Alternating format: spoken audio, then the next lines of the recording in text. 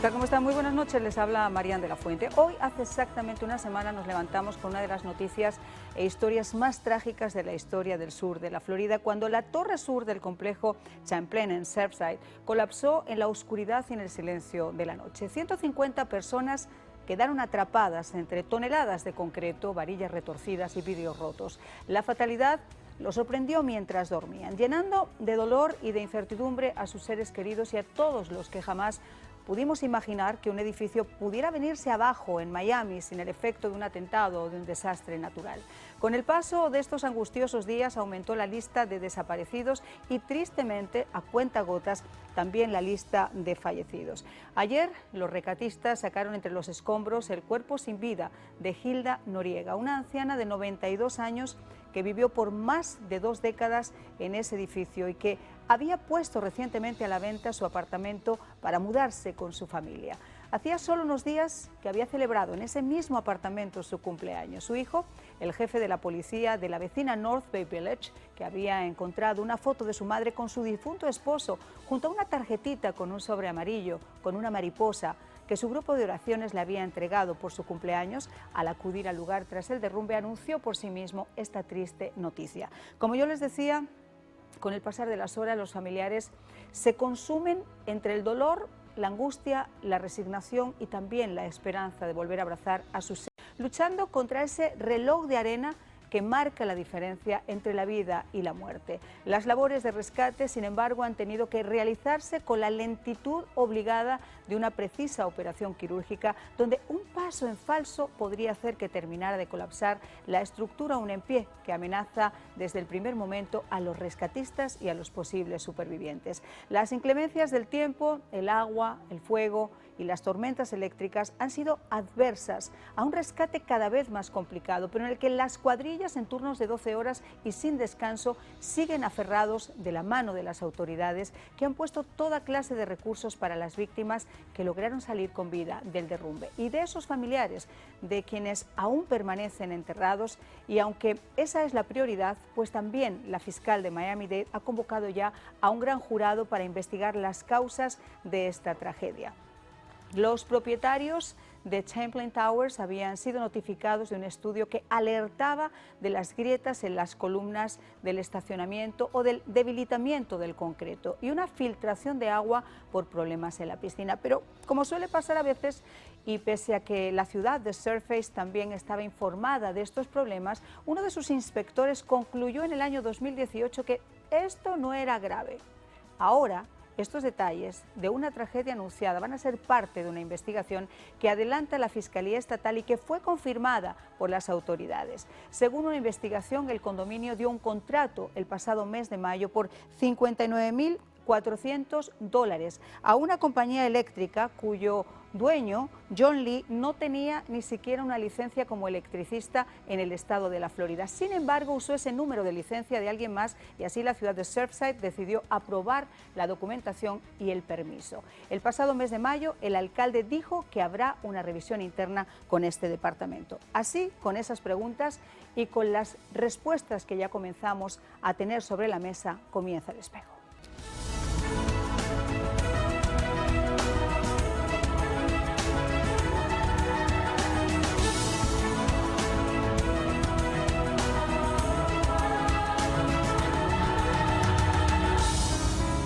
Bueno, pues como les decíamos, esta sigue siendo desgraciadamente la noticia que marca el día y que sigue marcando todavía el rumbo de las noticias aquí en el sur de la Florida. Orián Brito, periodista de América Noticias, se encuentra con nosotros. Muchas gracias por acompañarnos. Un gusto estar contigo. Buenas noches. Y también Lorenzo Coviela, abogado, gracias por acompañarnos también. Gracias. A los dos, además, me han estado acompañando en el programa de la radio unos minutos antes. Yo quiero empezar contigo, Orián, porque tú has cubierto esta noticia desde el comienzo. ¿Qué sabemos de nuevo?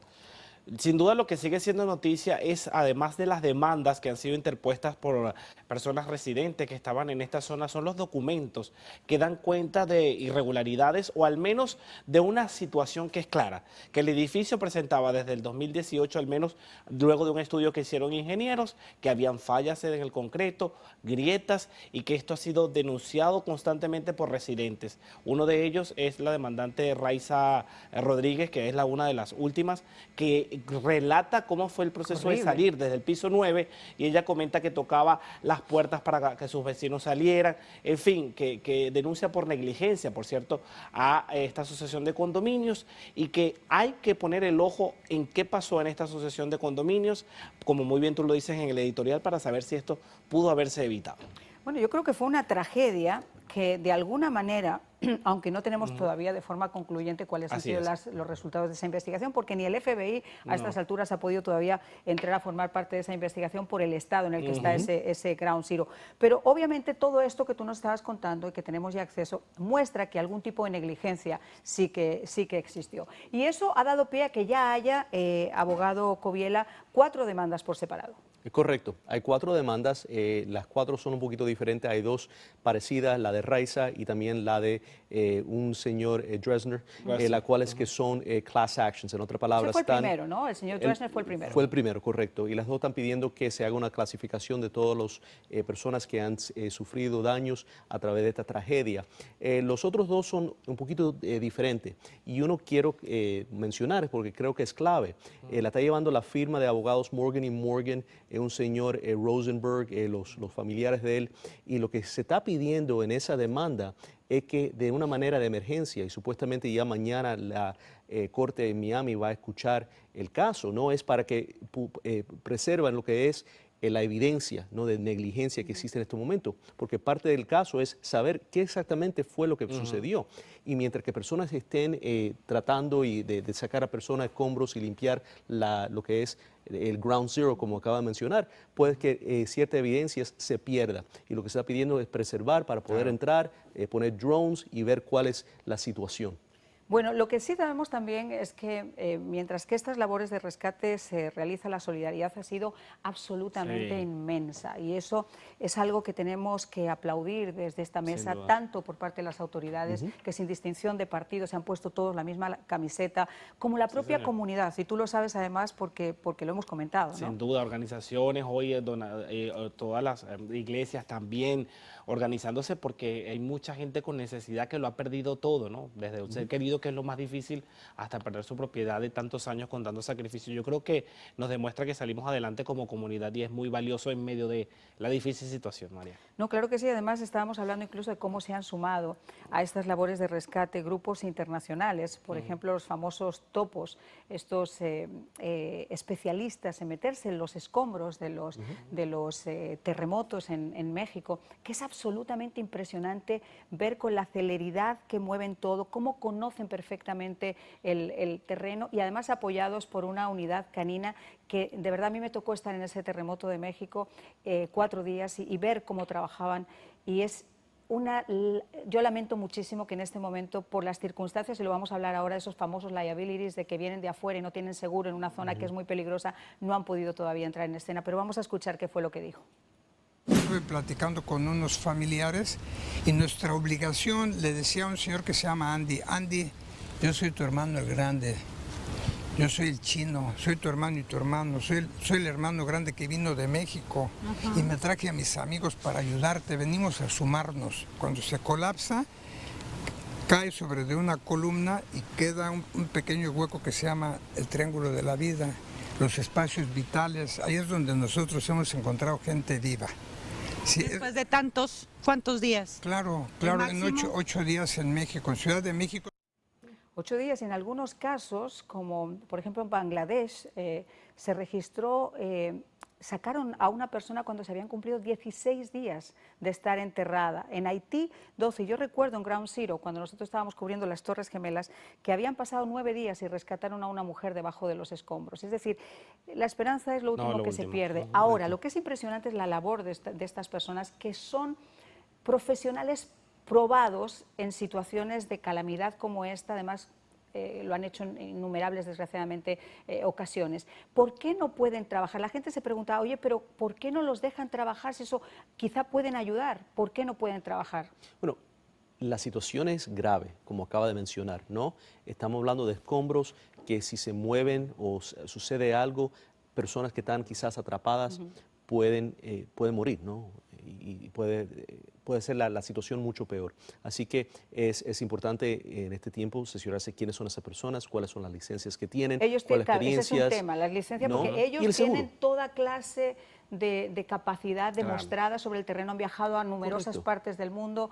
Te digo, yo he visto muy pocas, me tocó hacer Haití, me tocó estar en El Salvador, me tocó estar en México, me tocó estar en Ground Zero, he visto muy pocos equipos con la flexibilidad con la que esta gente se mete entre esos lugares para buscar las famosas burbujas de vida. Ahora, también entiendo que si no tienen esos seguros, si se va a presentar una demanda, alguien puede decir, no, es que pisó y fue esta persona que estaba fuera ajena a las labores de rescate, ¿no? Es correcto, especialmente cuando son agencias gubernamentales las cuales están mirando y revisando esa situación, son agencias privadas, quieren cerciorarse que esa persona tenga no solamente la licencia, pero acabo de mencionar el seguro, que si cometen algún tipo de negligencia profesional, que haya algún tipo de recurso. Claro que es incluso su propia vida, porque no dejan de estar también en riesgo y no es lo mismo, por ejemplo, una persona que trabaje para la ciudad que una persona que ya viene de afuera. La responsabilidad es mucho más grande. Ahora nosotros tenemos, Orián, uno de los equipos de rescate, yo te diría también mejores del mundo. El equipo de rescate Miami-Dade es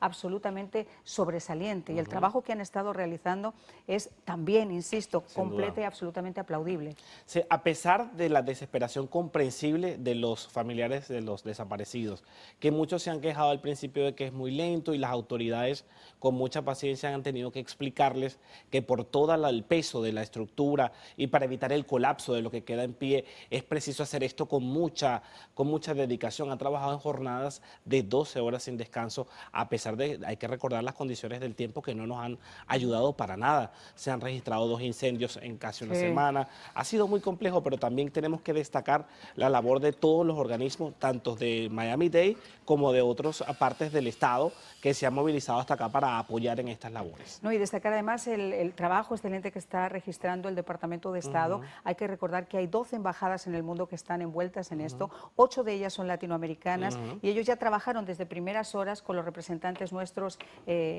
aquí en el sur de la Florida para tratar de agilizar esas visas humanitarias para las personas que están afuera puedan reunirse con sus seres queridos. Acerca de lo que es la hipoteca que pueda tener la persona en ese edificio, sí, sigue teniendo esa obligación con el banco que le prestó el dinero para comprar esa vivienda, ¿no?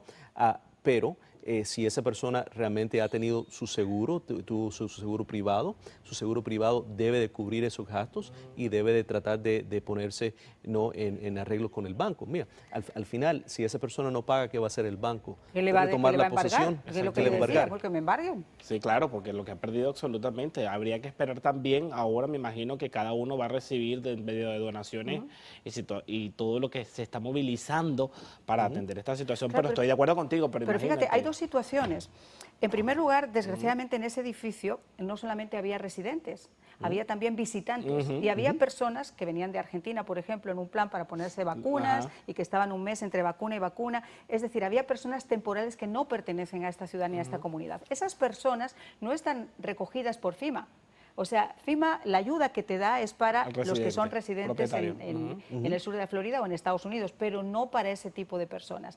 Ayer se dio el caso de alguien, y por eso yo le hacía esa pregunta al señor Robaina, que había vendido su departamento en una isla por $600,000 y con ese dinero había comprado este departamento. ¿Okay? Nunca le dijeron que tenía que pagar $1,000 de comunidad, nunca le dijeron que tenía ya un assessment de $500 más estos otros 500 que iba a tener que pagar por esto. Bueno, pues ayer me decían que esta señora que ha perdido todo, hasta el cepillo de dientes, que salió directamente con el pijama prácticamente a la calle, ahora es responsable de tener que seguir pagando eso. Puede ser. Puede ser porque tiene la obligación de seguir pagando lo que es el mantenimiento y los pagos. Pero el mantenimiento es que si no hay edificio. Y a eso voy, ¿no? Usualmente el remedio que tienen las asociaciones bajo el estado de la Florida es que ellos te pueden tomar posesión, embargar, ¿no?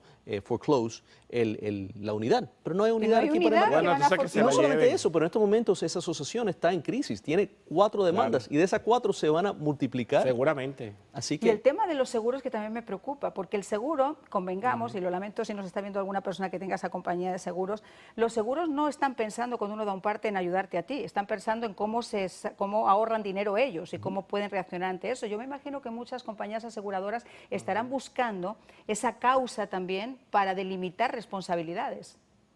bueno, Eso es una buena, eso es algo bueno de hablar. No, estamos hablando de dos diferentes personas. No, está la asociación que tiene su propio seguro. Si la asociación cometió algún tipo de delito que llega más allá de algo simple negligencia, que miró documentos y no les prestó atención y no tuvo atención hacia la vida de su prójimo, entonces yo creo que esa compañía de seguro quizás no tenga razón y pueda salirse de responsabilidad de pagar. Ahora, lo que estamos hablando de esas personas individuales que vivieron en esa unidad, que no tenían información acerca de lo que estaba sucediendo y que simplemente estaban pagando su hipoteca, yo no creo que ellos, la compañía de seguro, le pueden negar no el seguro por eso, porque no tienen culpabilidad. Bueno, esperemos, porque mira, aquí se ve Sí. cada cosa que Sí, te sí, quedas totalmente asombrado. Por cierto, Orián, la persona esta que había hecho la inspección, Rosendo que había Prieto. dicho que todo estaba bien, ¿qué fue lo que... Sí, Rosendo Prieto, quien había recibido este informe de Moravito Consultants, que daba cuenta de los daños de la estructura y que además aseguraba a todo el mundo que la estructura estaba en buen estado, estaba trabajando, había recibido una licencia porque trabaja como constructor en el Doral y había recibido una licencia sin pago y ha renunciado a su cargo y por supuesto va a ser sin duda, abogado, una persona clave en esta investigación porque él dijo que todo estaba en buen pie. Así que hay que ver qué pasa con él, pero ya hoy se anunció que renunció a pesar de haber recibido esta licencia. Bueno, pues esa es por lo menos una actualización que tenemos sobre esta persona, porque el grave problema que tenemos ahora, al que nos enfrentamos, es el miedo.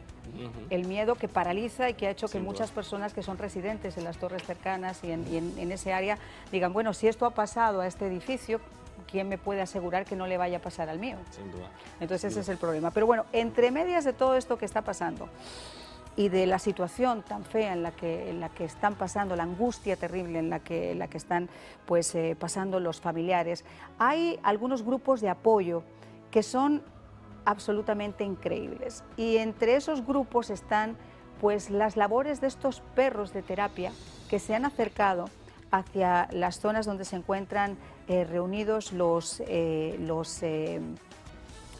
familiares y que, bueno, a mí me parece absolutamente impresionante y que logran que estas personas que ni siquiera han podido hablar desde hace 4 días, sin decir absolutamente nada, vayan, abracen al perro y se pongan a llorar. Pero para hablar sobre esto tenemos a Linda Pérez, ella es de la organización Boricuas de Corazón. Muchísimas gracias por estar con nosotros. ¿Aló? Buena. Hola, ¿cómo estás? Linda. Estamos muy bien, María de la Fuente. Gracias por la invitación. Un placer. Yo no sé si te estoy oyendo bajito yo o si es un problema que se oye bajito al aire. ¿Me pueden confirmar mis compañeros si se escucha bien? Perfecto. Bueno, Linda, dinos, ¿cuál es el trabajo que estáis realizando con los familiares? Pues mira, nosotros somos una fundación que brega diferentes cosas en desastres. Estamos especializados en este momento en Surfside y hemos llevado 8 perros de ayuda emocional para ayudar a las familias que tienen esas víctimas ahí en todo este desastre y hemos podido ayudar a 93 familias hasta este momento. Es una labor intensa, es una labor con los perros bien emocional. Tenemos que cubrir ansiedad, miedo, ataques de pánico, llanto.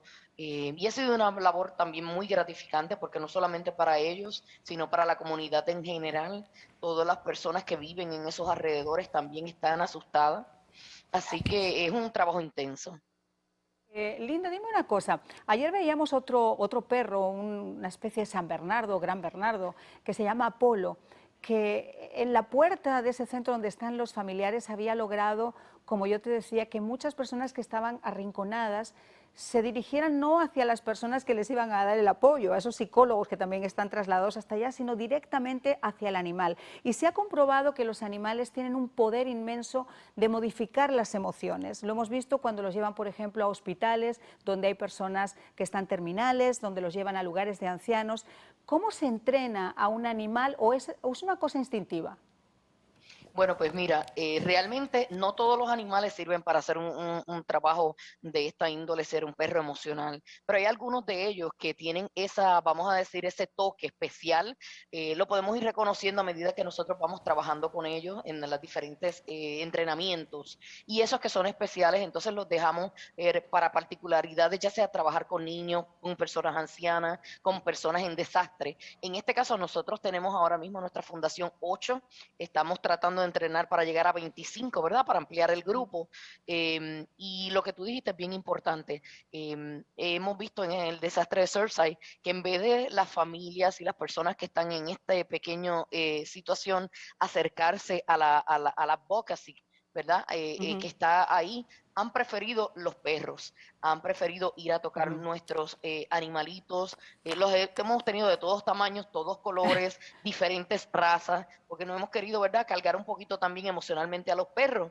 Así que... pues hay que aplaudirlos, hay que aplaudir a estos perritos, que además, permítame decirles, antes de irnos a esta nueva pausa, que no se ha hablado de los animales que estaban en esos edificios, pero que algunos de ellos indescriptiblemente han logrado ser rescatados. Otros, desgraciadamente, están con sus dueños debajo de ese amasijo de cemento. Pues así hemos llegado al final de nuestro programa de hoy. Quiero agradecerlos a los dos muy especialmente que nos hayan acompañado. Yo me imagino que todavía nos quedan, desgraciadamente, días hasta que podamos ver un poquito de luz en todo esto. Y en el caso de la investigación, como decían las autoridades, meses o tal vez años. Pero bueno, ahora lo más importante es que los rescatistas sigan tratando de conseguir si existe alguna burbuja de vida y si alguna persona ha logrado sobrevivir. Muchísimas gracias a los dos.